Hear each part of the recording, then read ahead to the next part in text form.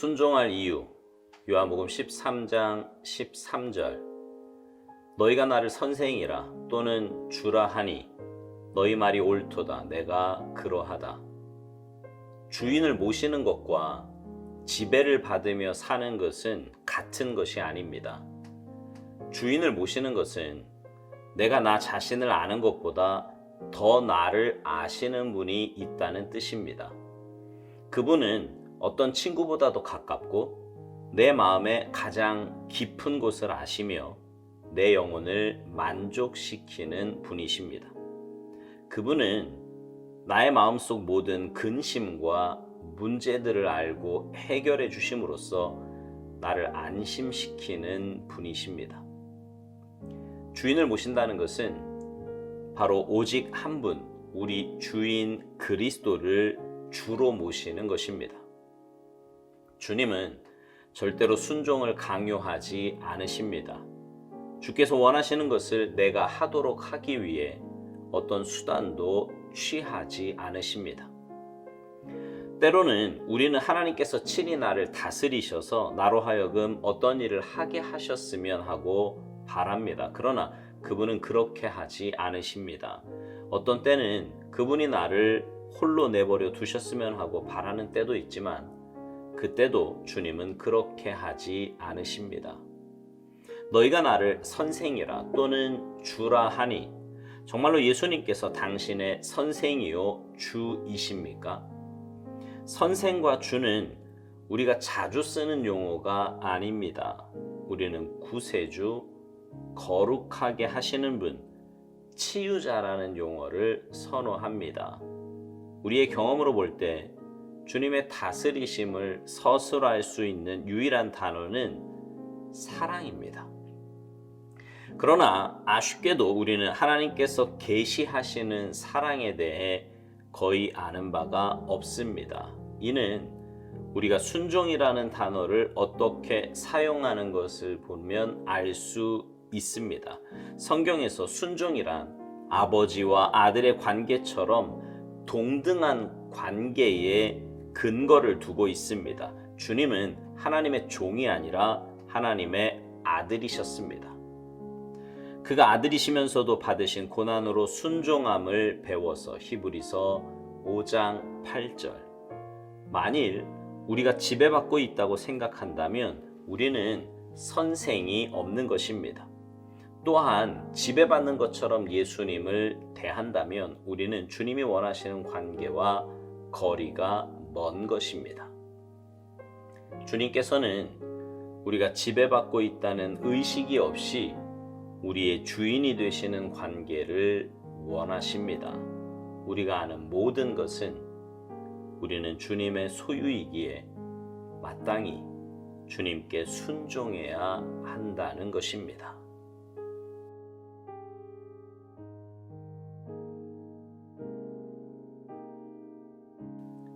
여러분의 삶의 주인은 누구십니까? 주님이 여러분의 주인이십니까? 아니면 여전히 여러분 자신이 여러분 삶의 주인입니까? 거듭난 그리스도인의 삶의 주인은 주님이십니다. 사실 주님을 내 삶의 주인으로 모시고 사는 것만큼 복된 일은 없습니다. 생각해 보세요. 여러분이 여러분의 삶의 주인이라고 하면 얼마나 불안합니까? 내가 주변 상황을 컨트롤할 수 있습니까? 내게 닥쳐오는 문제를 풀 힘이 있습니까? 그렇다고 내 몸 하나 책임질 수 있습니까? 내 감정을 제대로 다스릴 수가 있습니까? 그런 내가 내 삶의 주인이 된다고 하면 그건 굉장히 불안하고 위험한 일일 것입니다.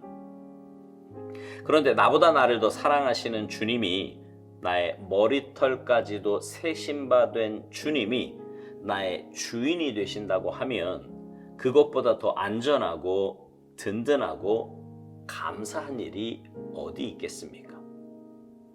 그래서 주님이 나의 주인이 되신 것에 우리는 감사하며 살아야 합니다. 그런데 여러분, 여러분의 주님이 주인 되신 이후에 주님을 모시고 사셨습니까? 아니면 지배받으며 사셨습니까? 오스왈드 목사님은 이 둘이 같은 것이 아니라고 말합니다. 당연히 같은 게 아니죠.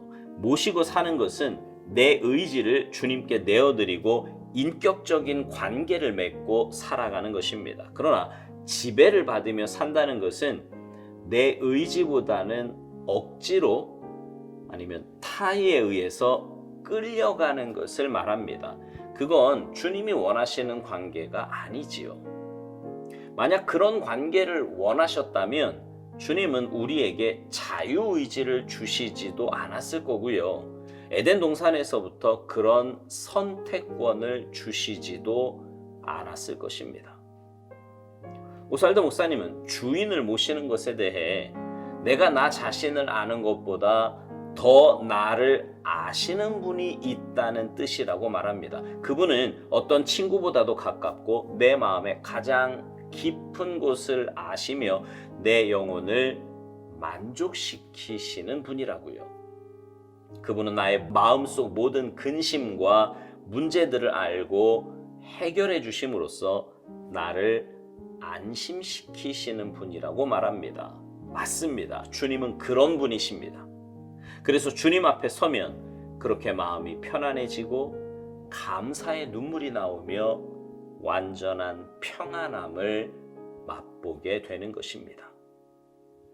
그 주님께는 아무것도 감출 것이 없고요. 그럴 필요도 없습니다. 그냥 있는 모습 그대로 나아가서 내 마음을 쏟아놓고 세상 그 누구에게도 말할 수 없었던 것까지도 다 말할 수 있습니다. 얼마나 감사한 일이고 얼마나 감격스러운 일입니까?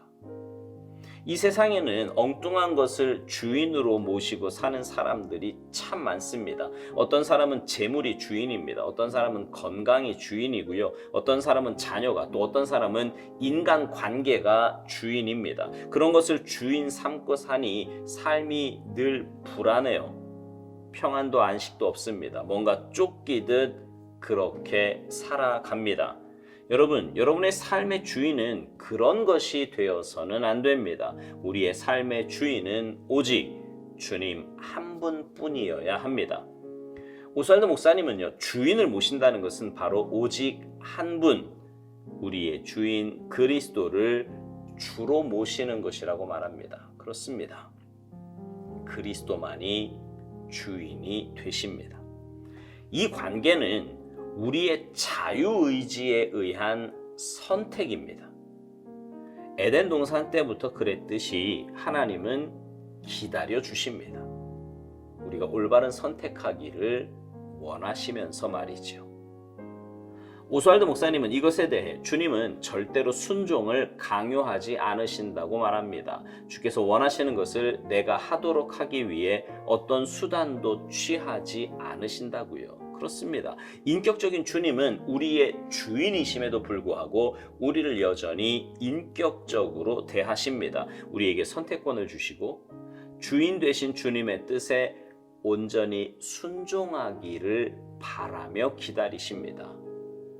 오스왈드 목사님은 성경에서 순종이란 아버지와 아들의 관계처럼 동등한 관계에 근거를 두고 있다고 말합니다. 주님은 하나님의 종이 아니라 하나님의 아들이셨다고요. 우리도 그렇습니다.